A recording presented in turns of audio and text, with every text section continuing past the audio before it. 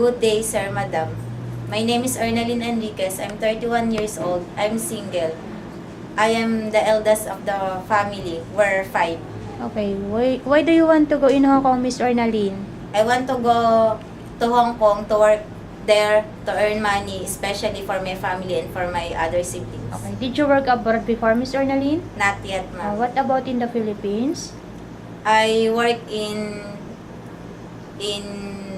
a family with 4 members. Okay, how many children?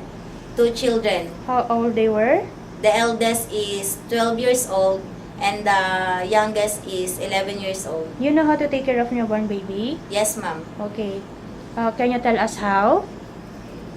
By feeding them, by taking a bath, taking care of them, Okay, playing with them. Okay, can you sing children's song? Yes, ma'am. Please try. I have 2 hands, the left and the right. Hold them up high, so clean and bright. Clap them softly, 1, 2, 3. Clean little hands are good to see. Do you know how to cook?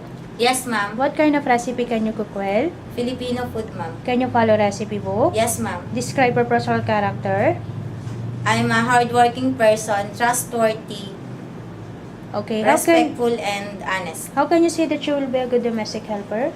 I will follow the rules and regulation of my employer and finish my 2 years contract.